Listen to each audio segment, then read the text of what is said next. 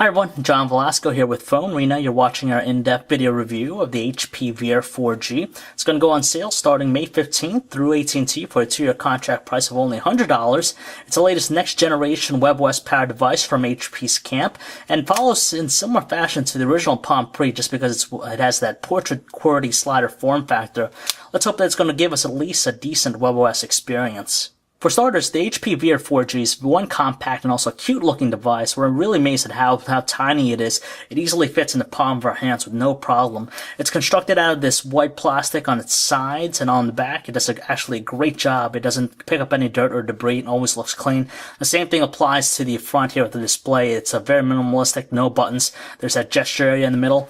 And it's solidly built all around, although there's a little bit of weight to it. It's not that bad at all. Because of its super compact form factor, we're only greeted with a 2.6-inch capacitor touchscreen, which has a resolution of 320 by 400 pixels and support for 262,000 colors.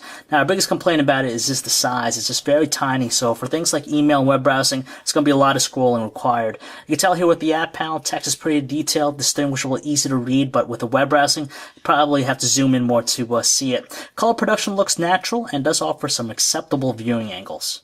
Just like most WebOS smartphones, you have the gesture area beneath the display. It's used for the various gestures with it. And on top of that, it's used for notifications, so it'll pulsate if you have a message waiting for you.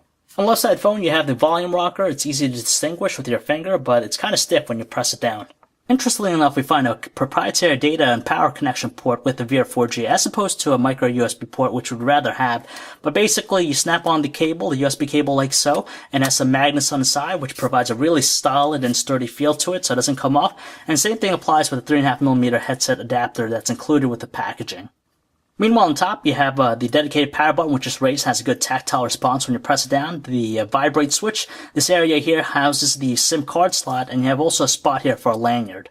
In order to get the keyboard exposed, you gotta really push up on the handset just because it gets stuck a little bit if you don't press it all the way. So once it snaps into position, you'll be greeted to its 4-row QWERTY keyboard, portrait style, just like the Palm Pre and other WebOS devices we checked out.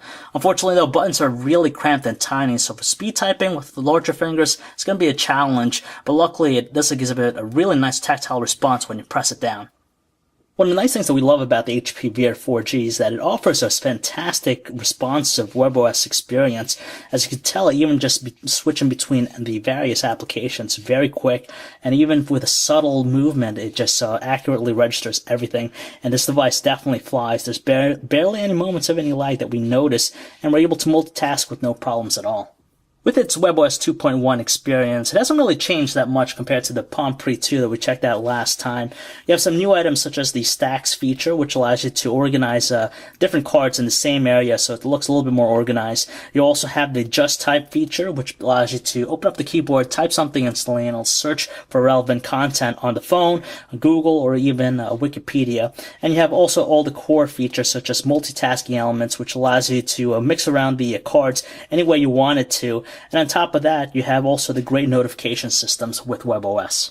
With the email client, it stays the same. Nothing has really changed with it. Unfortunately, though, it's starting to lag versus the competition just because it emits features like threaded conversations, but luckily it's still more than usable. The setup's pretty simple, generally requires your email and password, and it'll automatically set up.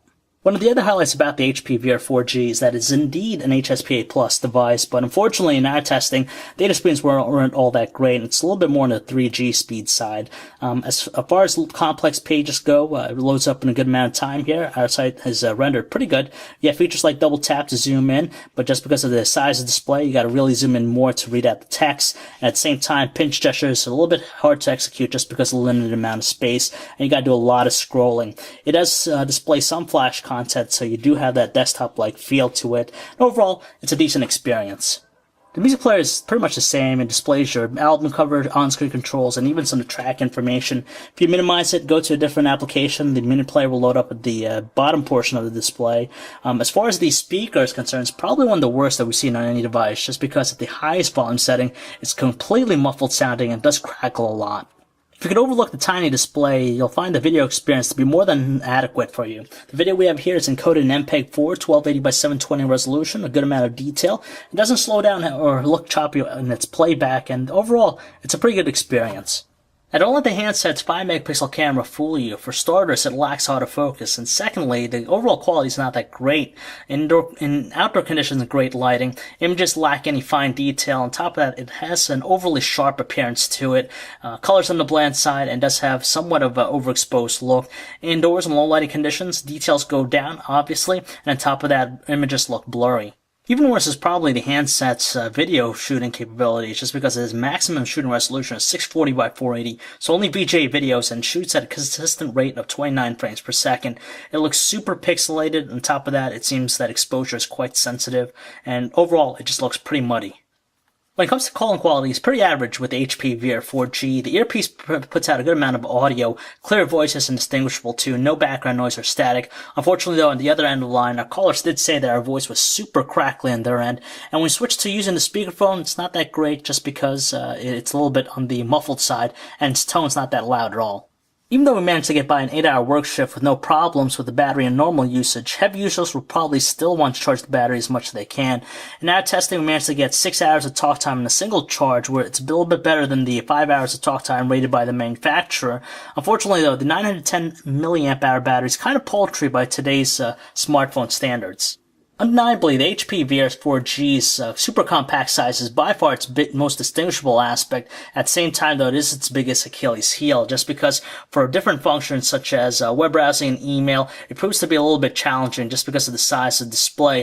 And on top of that, when it comes down to messaging, you're also limited to your functionality and output just because of its tiny buttons. However, though, the WebOS 2.1 experience is fantastic. It just goes to show the quick responsiveness it has to offer.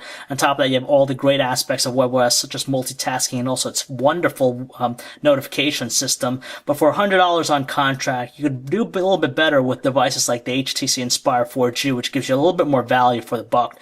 But still, it's a decent offering as a WebOS device on its own. So if you'd like to learn more about the HP Veer 4G, or for all the latest cell phone reviews, news, specs, and information, you can check us out, phonearena.com.